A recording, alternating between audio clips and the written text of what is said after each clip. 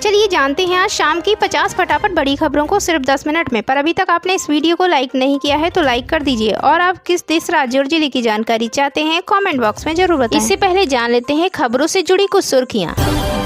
ढाका पहुंचते ही विदेश सचिव मिस्री का सख्त संदेश, पहले हिंदुओं की सुरक्षा तय करे बांग्लादेश सरकार। AIMIM ने दिल्ली दंगों के आरोपी ताहिर हुसैन को दिया टिकट, इस सीट से लड़ेंगे चुनाव।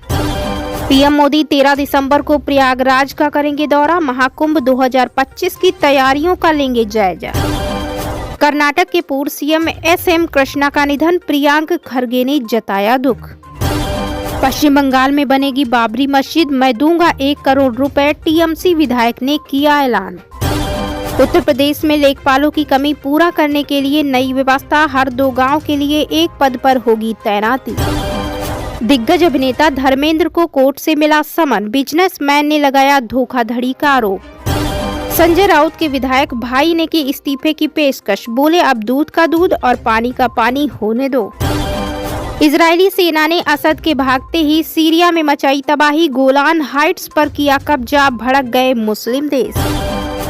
पाकिस्तान के बलूचिस्तान में आतंकियों ने भारी हथियारों से किया हमला, 3 सुरक्षा कर्मियों की हुई मौत। इसी बीच बढ़ते हैं दोस्तों अपनी पहली खबर की ओर। ढाका पहुंचते ही विदेश सचिव मिस्री का सख्त संदेश, पहले हिंदुओं की सुरक्षा तय करे बांग्लादेश सरकार। बांग्लादेश में हिंदुओं और अन्य अल्पसंख्यकों पर बढ़ते हमलों के बीच भारत के विदेश सचिव विक्रम मिस्री ने ढाका में एक उच्च स्तरीय बैठक के दौरान यह मुद्दा सख्ती से उठाया। उन्होंने बांग्लादेश की अंतरिम सरकार को स्पष्ट संदेश दिया कि हिंदुओं और उनके धार्मिक स्थलों की सुरक्षा सुनिश्चित करना उनकी प्राथमिकता होनी चाहिए। तो इसी बीच बढ़ते हैं दोस्तों अपनी अगली महत्वपूर्ण खबर की ओर। दिग्गज अभिनेता धर्मेंद्र को कोर्ट से मिला समन, बिजनेसमैन ने लगाया धोखाधड़ी का आरोप। दोस्तों धर्मेंद्र अपनी रेस्टोरेंट फ्रेंचाइजी गरम धर्म ढाबा को लेकर कानूनी मुसीबत में फंसते नजर आ रहे हैं। दिल्ली के पटियाला हाउस कोर्ट ने हाल ही में गरम धर्म ढाबा फ्रेंचाइजी से जुड़े धोखाधड़ी मामले में दिग्गज बॉलीवुड अभिनेता धर्मेंद्र और 2 अन्य के खिलाफ समन जारी किया है। न्यायिक मजिस्ट्रेट यशदीप चहल द्वारा यह समन जारी किया गया है। दिल्ली के बिजनेसमैन सुशील कुमार ने कोर्ट में धर्मेंद्र पर आरोप लगाया कि उन्हें फ्रेंचाइजी में निवेश करने के लिए लालच देकर उनके साथ धोखाधड़ी की गई। इसी बीच बढ़ते हैं दोस्तों अपनी अगली खबर की ओर। पश्चिम बंगाल में बनेगी बाबरी मस्जिद, मैं दूंगा 1 करोड़ रुपए, TMC विधायक ने किया बड़ा ऐलान। दोस्तों अयोध्या में सुप्रीम कोर्ट के फैसले के भव्य राम मंदिर का निर्माण लगभग पूरा हो चुका है। हालांकि रामलला की स्थापना मंदिर निर्माण के साथ ही कर दी गई थी, लेकिन दूसरी ओर बाबरी मस्जिद का निर्माण अभी तक शुरू नहीं हो पाया। इसी बीच पश्चिम बंगाल TMC विधायक ने पश्चिम बंगाल में नई बाबरी मस्जिद बनाने का ऐलान कर दिया है। इतना ही नहीं, उन्होंने कहा कि बाबरी मस्जिद के लिए मैं 1 करोड़ रुपए दान करूंगा। उन्होंने कहा 6 दिसंबर 2025 से पहले ही बेलडांगा में बाबरी मस्जिद की स्थापना का काम शुरू हो जाएगा। TMC विधायक हुमायूं कबीर ने सोमवार को ऐलान करते हुए कहा कि पश्चिम बंगाल में 34% मुसलमान हैं। उनकी जो भावना है और उनकी जो पश्चिम बंगाल में सिर ऊंचा कर जीने की तमन्ना है, जो अधिकार है, उसके लिए मैं यहां से एक प्रस्ताव रखना चाहता हूं। तो इसी बीच बढ़ते हैं दोस्तों अपनी अगली महत्वपूर्ण खबर की ओर। इजरायली सेना ने असद के भागते ही सीरिया में मचाई तबाही, गोलान हाइट्स पर किया कब्जा, भड़क गए मुस्लिम। बताते चले दोस्तों कि इजराइल और सीरिया के बीच तनाव एक बार फिर बढ़ गया है। 50 साल बाद इजरायली सेना ने सीरिया के अंदर घुसपैठ की है और गोलान हाइट्स पर पूरी तरह से कब्जा कर लिया है। इजरायली टैंक अब सीरिया की राजधानी दमिश्क के नजदीकी देखे जा रहे हैं। इस कदम ने पूरे मुस्लिम विश्व को भड़का दिया है और सऊदी अरब, कतर और इराक जैसे देशों ने इजराइल की इस कार्रवाई की कड़ी निंदा की है। बीच बढ़ते हैं दोस्तों अपनी अगली खबर की ओर। AIMIM ने दिल्ली दंगों के आरोपी ताहिर हुसैन को दिया टिकट, इस सीट से लड़ेंगे चुनाव। दोस्तों दिल्ली में अगले साल होने वाले विधानसभा चुनाव की तैयारियां जोरों से चल रही हैं। इसी बीच AIMIM ने दिल्ली दंगों के आरोपी ताहिर हुसैन को टिकट दिया है। उन्हें मुस्तफाबाद विधानसभा सीट से उम्मीदवार चुना गया। OIC ने एक्स पर ऐलान करते हुए कहा कि MCD पार्षद ताहिर हुसैन AIMIM में शामिल हो गए हैं। आगामी दिल्ली विधानसभा चुनाव में वो मुस्तफाबाद विधानसभा क्षेत्र से हमारे उम्मीदवार होंगे। इसी बीच बढ़ते हैं दोस्तों अपनी अगली खबर की ओर। PM मोदी 13 दिसंबर को प्रयागराज का करेंगे दौरा, महाकुंभ 2025 की तैयारियों का लेंगे जायजा। प्रधानमंत्री नरेंद्र मोदी 13 दिसंबर 2024 यानी शुक्रवार को प्रयागराज का दौरा करेंगे। इस दौरान वह महाकुंभ 2025 की तैयारियों का जायजा लेंगे। करेंगे और केंद्र सरकार और राज्य सरकार द्वारा शुरू की गई परियोजनाओं का उद्घाटन भी करेंगे। प्रधानमंत्री मोदी प्रयागराज में रेलवे द्वारा महाकुंभ के लिए की गई तैयारियों का भी निरीक्षण करेंगे और रेलवे से जुड़ी कुछ परियोजनाओं का उद्घाटन भी करेंगे। इसी बीच बढ़ते हैं दोस्तों अपनी अगली खबर की ओर। पाकिस्तान के बलूचिस्तान में आतंकियों ने भारी हथियारों से किया हमला। दोस्तों पाकिस्तान के बलूचिस्तान प्रांत में 2 अलग अलग आतंकी हमलों में से कम 3 सुरक्षा कर्मियों की मौत हो गई है। पुलिस ने रविवार को इस बारे में जानकारी दी है।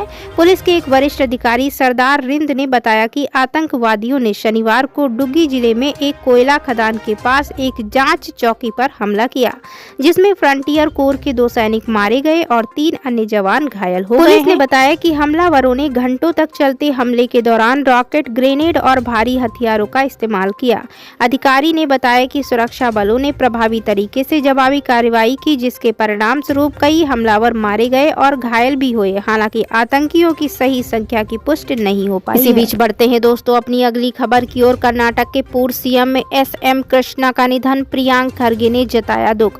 दोस्तों कर्नाटक के पूर्व सीएम और कद्दावर कांग्रेस नेता रहे एस.एम. कृष्णा का मंगलवार यानी 10 दिसंबर सुबह उनके आवास पर निधन हो गया। उन्होंने मंगलवार को 2:45 पर बेंगलुरु में अपने आवास पर अंतिम सांस ली। उन्होंने 11 अक्टूबर 1999 और 20 मई 2004 के बीच कर्नाटक के सीएम के रूप में कार्य किया। इसके अलावा वो 6 दिसंबर 2004 और 8 मार्च 2008 के बीच महाराष्ट्र के राज्यपाल भी रहे। जानकारी के अनुसार वरिष्ठ राजनेता काफी समय से बीमार थे। उनके निधन पर आंध्र प्रदेश के मुख्यमंत्री एन चंद्रबाबू नायडू और प्रियांक खरगे समेत कई दिग्गज नेताओं ने शोक व्यक्त किया। वहीं बता दें कि प्रियांक खरगे ने सोशल मीडिया पर लिखा, श्री एस.एम. कृष्णा के निधन से गहरा दुख हुआ। एक मुख्यमंत्री और नेता के रूप में उन्होंने राज्य और राष्ट्र पर एक अमिट छाप छोड़ी है।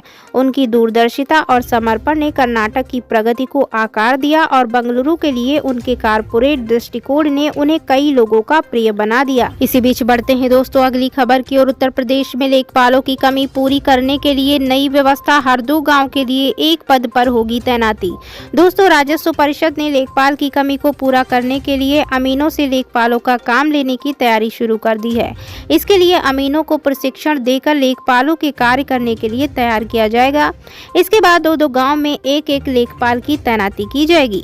राजस्व परिषद ने अमीन संघ के साथ बैठक करके अमीनों से इस व्यवस्था को लेकर चर्चा भी कर ली है।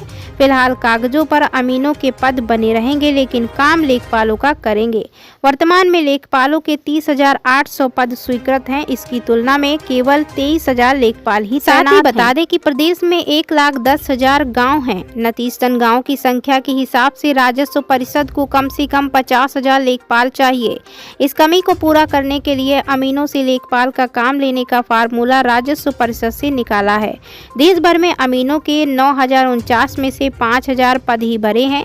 4,049 पदों को भरा जाना है। इसी प्रकार अनुसेवकों के 9,554 पदों में से 5,000 पद ही भरे। इस संदर्भ में बीते दिनों मुख्यमंत्री के साथ हुई विभाग की समीक्षा बैठक में रिक्त पदों को भरने की योजना पर मंथन किया गया था।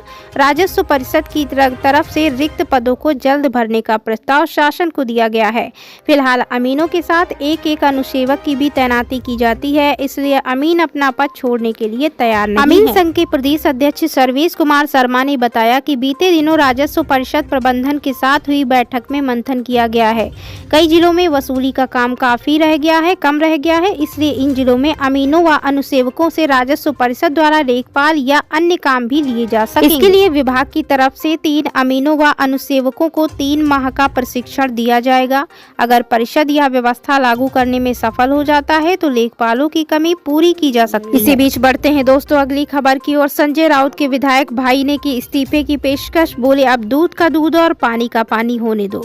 दोस्तों महाराष्ट्र विधानसभा चुनाव के नतीजों को लेकर एक बार फिर से सियासत तेज हो गई है।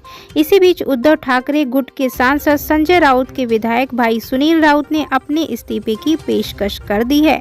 दरअसल सुनील राउत ने चुनाव में इस्तेमाल किए गए ईवीएम के द्वारा जारी नतीजों पर एक बार फिर सवाल खड़ा कर दिया है और कहा कि अगर बैलेट पेपर से दोबारा चुनाव हो तो वह विधायक पद से इस्तीफा देने को तैयार है। संजय राउत के भाई सुनील राउत विक्रोली से विधायक हैं और उन्होंने अपने सोशल मीडिया अकाउंट पर पोस्ट कर अपनी चुनावी जीत पर भी सवाल खड़े किए हैं। सुनील राउत ने लिखा है कि महाराष्ट्र के नतीजे अविश्वसनीय हैं। उन्हें खुद अपने निर्वाचन क्षेत्र में कम से कम 40,000 से 50,000 वोटों के अंतर से जीतना चाहिए था, लेकिन केवल 16,000 वोटों के अंतर से जीत